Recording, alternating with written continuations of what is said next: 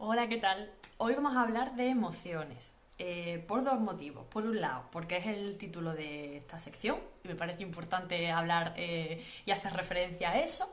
Y por otro lado, porque están ahí. Las emociones es algo que tenemos todos los seres humanos y que se ve todavía más incluso potenciado en las relaciones sociales.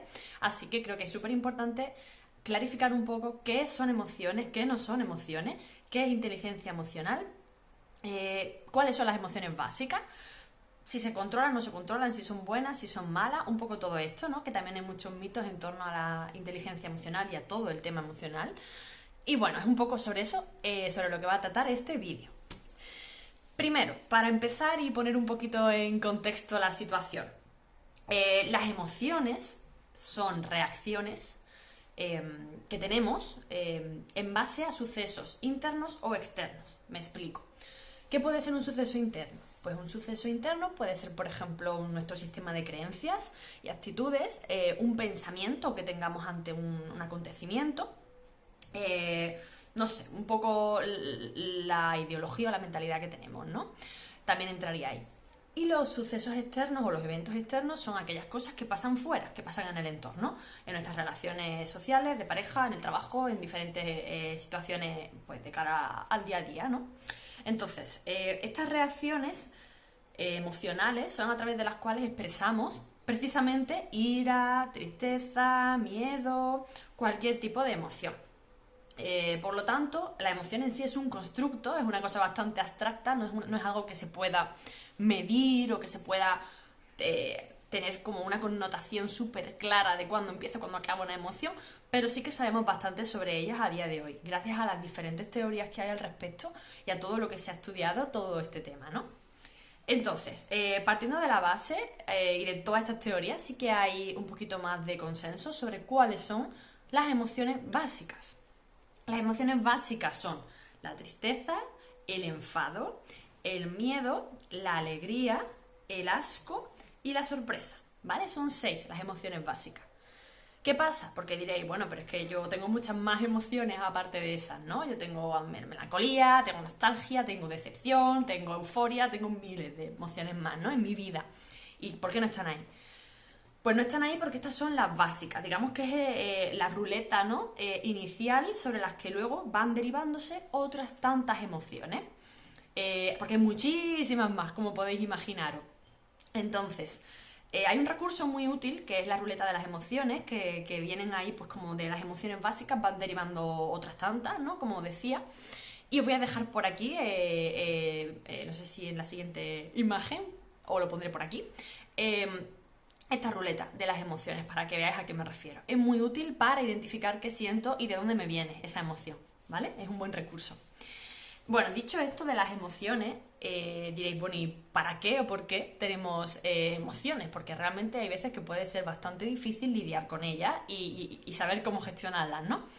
Pues las emociones tienen sus funciones. Por ejemplo, la emoción del miedo, que a veces es una de las más limitantes o incapacitantes, ¿no? Porque hay veces que cuesta mucho gestionarla y que del miedo se deriva un subidón de cortisol, que es la hormona del estrés, se deriva noradrenalina, se derivan un montón de neurotransmisores y de hormonas y hace que estemos así, ¿no? Que estemos totalmente en ansiedad incluso.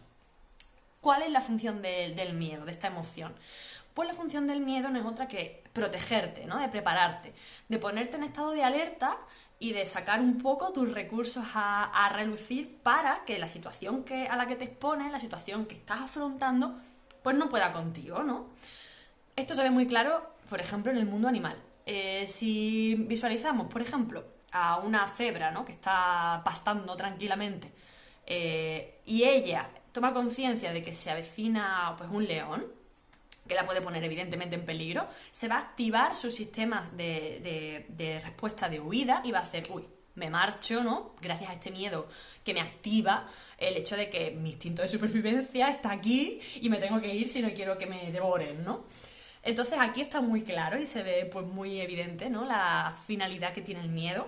Y también pues se vería claro en situaciones de emergencia. Situaciones, imaginaros, no sé, que estáis en un incendio, en una situación de alguna catástrofe, ¿no? Y ese miedo va a hacer que os dé un chute de adrenalina y que os pongáis a tope, ¿no?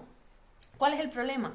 El problema es cuando a nivel cerebral se activan o se iluminan, ¿no? Como se podría ver en neuroimagen, algunas áreas del cerebro, como la amígdala, por ejemplo, cuando estamos en una situación que nos genera miedo, pero realmente no está no está proporcionado, ¿no? a la realidad.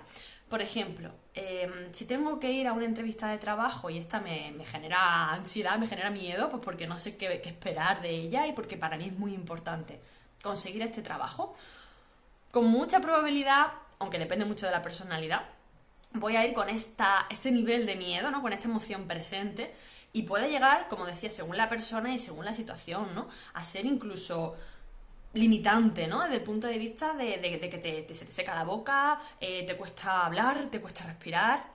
Y aquí enlazo con el tema de las reacciones fisiológicas. Fijaros si son potentes las emociones y si generan cosas en nuestro cuerpo, tanto aquí como en general, que de una emoción intensa puede desarrollarse toda una somatización física, ¿no?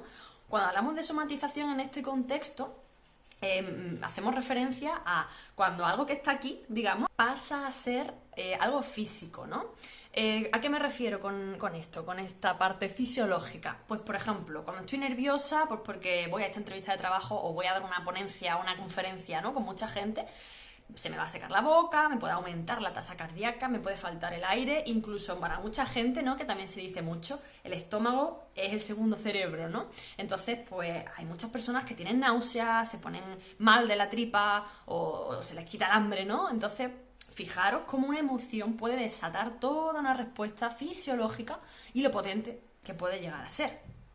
Entonces, dicho esto, vamos a hablar de inteligencia emocional, porque es la clave para poder lidiar precisamente con todo esto, ¿no?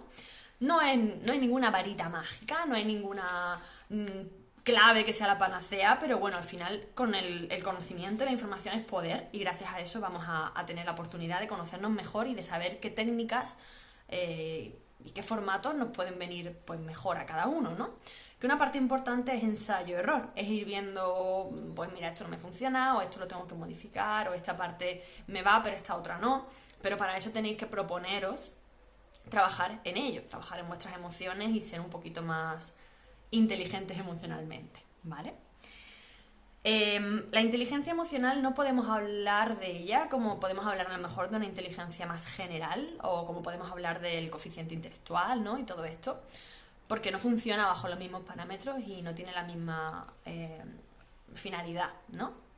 Pero sí que podemos definir la inteligencia emocional como la capacidad de entender en base a qué aparecen nuestras emociones y las de los demás, y cómo estas emociones pueden influir en nosotros y en los demás, ¿no? Es la capacidad de poder gestionarlas, que no controlarlas, porque, bueno, según en qué manual veáis o os informéis sobre el tema de las emociones, vais a ver la palabra autocontrol, que está bien, o sea, que técnicamente podemos decir que es correcto, pero yo prefiero la palabra gestión, porque me parece que el control como tal es como una losa muy grande, ¿no? Y que puede ser contraproducente o puede ser negativa, porque cuando yo gestiono algo me hago cargo de eso y trato de darle otra forma, otro sentido, de encajarlo de otra manera, pero cuando controlo algo ya parece que es como la necesidad, por un lado, de potenciar este sistema, ¿no? De yo tengo las cosas bajo control, que sabemos que realmente no se tiene prácticamente nada bajo control al 100%. Y por otro lado, es la idea de coger esta emoción y ponerla como ahí, ¿no? Contra la pared, de tú no sales de aquí, no te voy a permitir que me hagas sentir nada, ¿no? Y esto puede hacer que se genere este efecto paradójico de que por querer controlar la emoción la tengamos más presente, ¿vale? Esto pasa con muchas cosas, por eso a mí todas las técnicas de bloquear el pensamiento o un poco ahí tan conductistas, ¿no? De generar un estímulo, una respuesta negativa ante algo, como darte con una gomilla en la muñeca cuando piensas en algo que no te gusta. No me gustan mucho porque muchas veces pasa lo que pasa con, por ejemplo, la metáfora esta, ¿no? De no pienses en un elefante rosa. Y tú, pues, inevitablemente estás pensando en el elefante rosa, ¿no? Bueno, pues algo parecido pasa con este tema. Pero bueno, centrándome en las emociones, la inteligencia emocional, que me desvío, una de las características es autorregularlas. Para autorregularlas, yo tengo que autoconocerlas o conocerlas antes. ¿Por qué? Pues porque si yo me conozco bien y tengo este autoconocimiento, voy a saber cómo reacciona mi cuerpo, cómo reacciona mi mente y cómo me siento yo cuando estoy enfadada, cuando estoy triste, cuando estoy contenta, cuando estoy sorprendida, ¿vale? Entonces, gracias a esa atención en mí misma y a ese autoconocimiento, voy a identificar la emoción que me domina o que tengo en ese momento. Y como decían, no la tengo por qué controlar, puedo aceptar que está ahí y que fluya y bueno, soy consciente de eso, pero no me va a impedir seguir con mi rutina o con lo que yo sea que esté haciendo. Pero en ciertos momentos sí que me va a interesar autorregularla. Sobre todo si tengo mucho miedo o si estoy en una situación que me supera, ¿no? Pues querré autorregularla. ¿Cómo se autorregula una emoción una vez que ya la he identificado? Pues una de las técnicas más conocidas es la del enfriamiento emocional, que así a grandes rasgos, que ya hablaré más de ella en el directo y si os interesa, claro, a grandes rasgos el enfriamiento emocional es intentar enfriar la emoción que has tenido o que tienes presente haciendo otras tareas que sean pues un poquito distractoras y que hagan como si fuese ponerle ahí un hielo, ¿no? A la emoción para que se quite un poco ese efecto tan intenso. Por ejemplo, una muy común es escuchar música o hacer deporte porque canalizas ahí, por ejemplo, la ansiedad si es que la tienes, o hablar con una amiga, escribir en un diario, en fin, que cada persona tendrá su sistema, ¿vale? Continuando con los elementos de la inteligencia emocional, otro punto muy importante es la capacidad de detectar en otra persona cuáles son sus emociones. Esto es súper útil porque además se enlaza también con las habilidades sociales, ¿no? Si yo detecto que una persona que está a mi alrededor, ¿no? Que está al lado mía, en la situación en la que estemos, imaginaros que vamos a dar una ponencia, ¿no? Y que es una compañera que va a hablar también. Si yo veo que esa persona, por ejemplo, está muy inquieta, se mueve mucho o está respirando así como que se ahoga, ¿no? Pues probablemente probablemente no, son señales físicas y más evidentes de que tiene una emoción, ¿no? En este caso, pues puede ser inquietud, puede ser miedo, puede ser un montón de cosas en esta línea, ¿no? Entonces, detectar eso, gracias a esa expresión que ha hecho física, o bien porque lo haga verbalmente, o bien por cómo pues yo vea, ¿no? Que se está desarrollando, pues, tanto verbal como no verbalmente en el entorno, va a hacer que yo pueda hacer algo con eso. Yo sé que en ese momento no es apropiado ni es conveniente que le diga, uff, cuánta gente hay ahí fuera, ¿eh?